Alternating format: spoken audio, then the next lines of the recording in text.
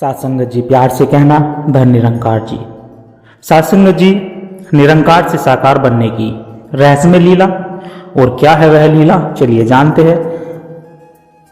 इस विचार के माध्यम से आशय प्रवान करें और ध्यान से सुने। सत्संगत जी, बड़े प्यार से कहना धन निरंकार जी। संतों, क्या आपने कभी सोचा है उससे पहले क्या था? जब कुछ नहीं था, ना आकाश था, ना धरती, ना दिन, ना रात, ना समय, ना स्थान, केवल एक मौन था गूंजता हुआ मौन, और उस मौन में छिपी थी एक चेतना। आदि शक्ति सत्संगत जी, केवल एक देवी नहीं, वह ब्रह्मांड की पहली सांस है।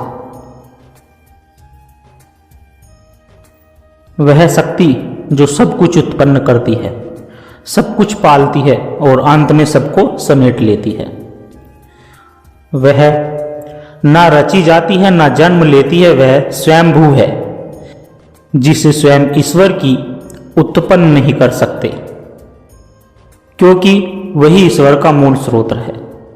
आदि शक्ति का अर्थ है प्रारंभिक ऊर्जा, वह प्रथम कंपन जिसे पूरा सर्जन शुरू हुआ है, और यही आदि शक्ति आगे चलकर त्रिदेवी बनती है। सरस्वती, लक्ष्मी और पार्वती, और उन्हीं की कृपा से महादेव का तेज भी प्रकट हुआ। बहुत पहले की बात है, जब कुछ भी नहीं था, ना धरती थी, ना आकाश था, ना सूर्य, ना चंद्रमा, ना समय का कोई भाव, तो केवल एक पारब्रह्म, एक निरंकार अचल चेतन ऊर्जा, और उसी पारब्रह्म की इच्छा से प्रारंभ हुआ सृजन का विचार। पारब्रह्म ने सोचा, मैं एक हूं, परंतु अनेक होना चाहता हूं।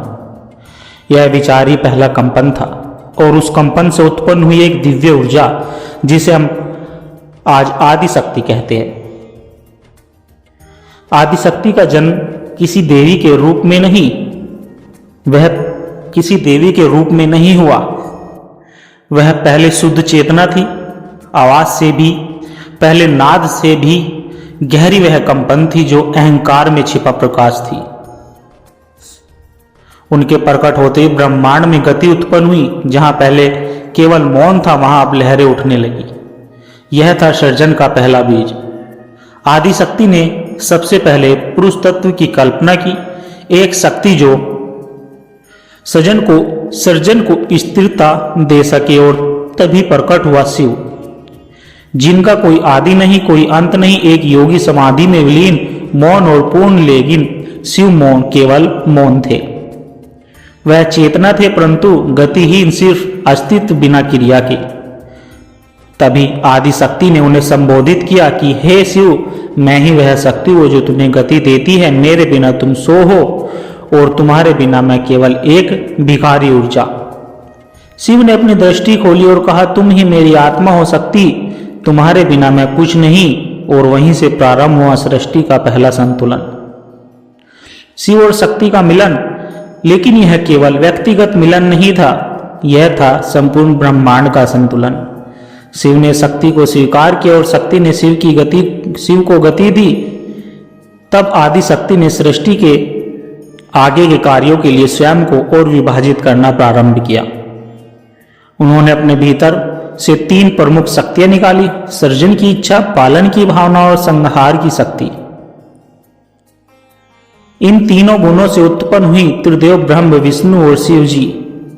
जी हां, जिस शिव की हम बात कर रहे हैं वह महाशिव है, त्रिदेवों में एक, परंतु जो मूल शिव है, जो आदि थे, वह आदि शक्ति के समाकालीन है। वह निर्गुण शिव, निरंकार, शांत और शून्य में स्थित है।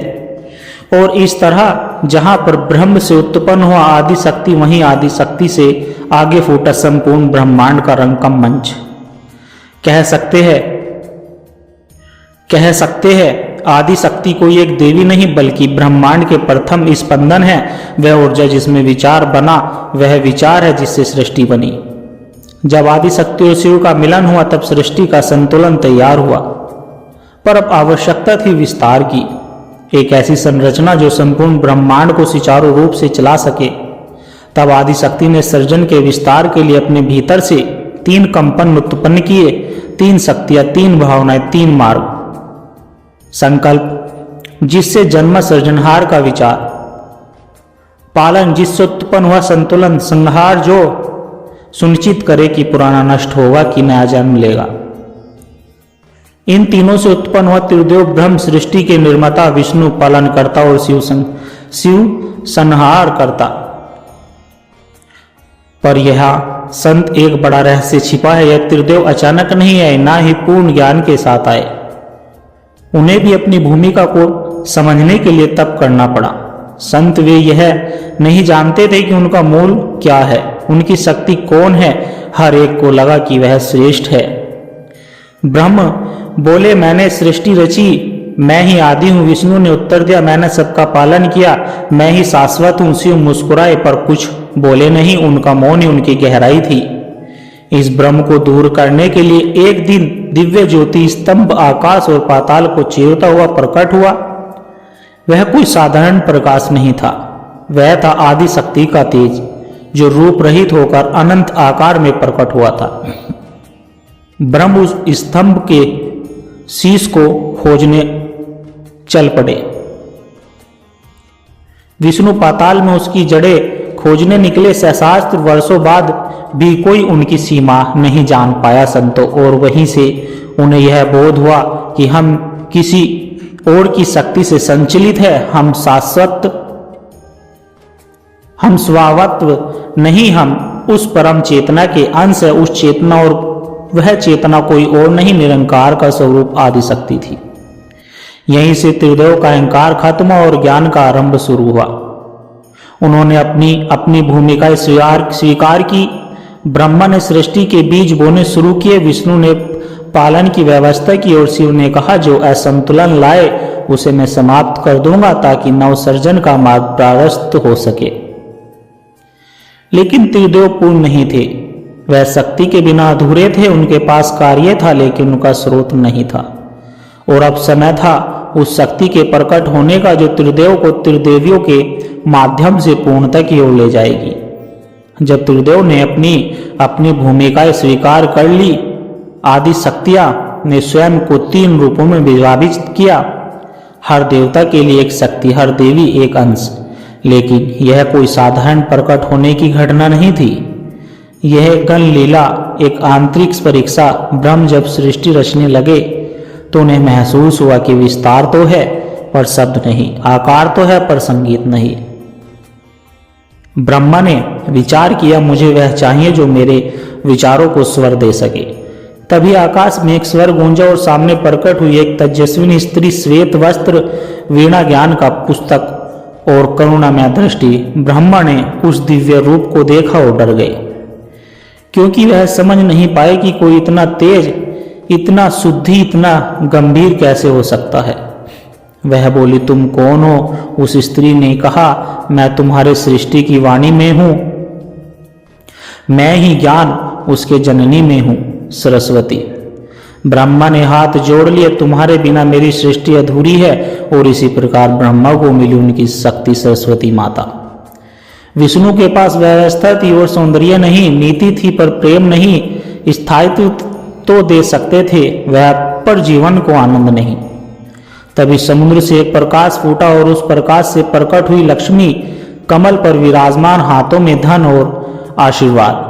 विष्णु ने उन्हें देखा और मुस्कुरा दिया। लक्ष्मी ने कहा, मैं समृद्ध हूं, मैं संतुलन हूं, मैं प्रेम हूं। विष्णु बोले, तुम मेरे भीतर जो रिक्तता है उसे भरने आई हो, मेरे पालन की योजना पूर्ण है। और इस प्रकार विष्णु को मिली उनकी शक्ति मां लक्ष्मी। अब बारी थी शिव की। शिव जो समाधि में लीन थे, जिनके भीतर ना कोई अभिलाषा थी, ना कोई डर, पर आदि शक्ति जानती थी यह मिलन केवल आत्मा का नहीं, ब्रह्मांड का संतुलन है।